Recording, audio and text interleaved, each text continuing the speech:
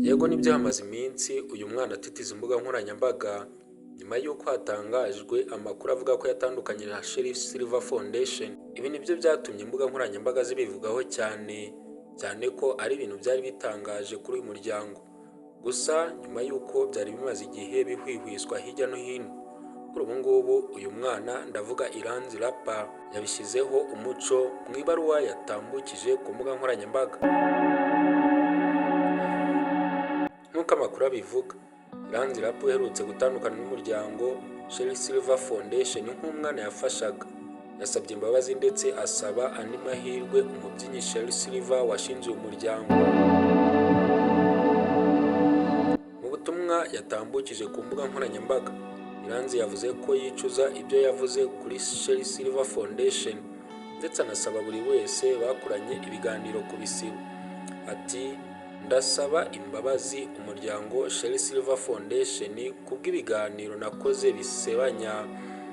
Narahubutse, narashutswe, ntacyo naburanye Sheriff Silver baramfashije, bita ku muryango wanjye batuma mumenya murankunda. Uyu mwana yavuze ko ikibazo yahuye nacyo ari uko atigeze yumvira inama bamugiraga, ashimangira ko ubu yahindutse. Ati, inama bangiriye sinazumvishe, ariko igihe cyarageze numva ko bikwiye kumva inama z'abakuze kuko ndacyari umwana. Nayobejwe n'umujinya n'inshuti mbi. Iranzi yasabye buri wese bagiranye ibiganiro bisiba kuko yemera ko harimo amakosa n'ibigize ibyaha. Ati, ndasaba ababishobora kumfasha kwiyunga na mama wanjye Sheriff Silver nkesha byinshi. Ngomba gukunda ishuri, nkumvira umuziki ukaza nabanje kwiga nk'uko bahora babidusaba. Ikindi kandi ntandukanye n'ingeso mbi zose.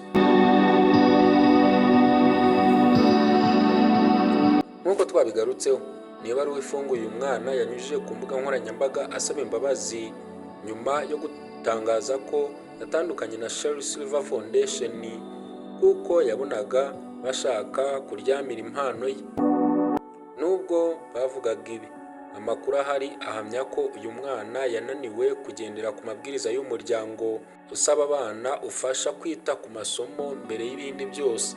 Ni amakuru kandi ahamya ko uyu mwana yananiwe kwiga mu ishuri ryiza yari yarashakiwe na Sheriff Silver Foundation, ari nayo yanamwishyuriraga, ahitamo kwiga i Kigali kugira ngo azamure impano ye ya muzika. Bijyanye n'uko gukunda kwiga, ikinyabupfura ndetse n'ubunyangamugayo ariyo mahame ngenderwa muri Sheriff Silver Foundation, babonye ayananiwe bahisemo gutandukana nawe kuva ku wa 2 Gicurasi 2026.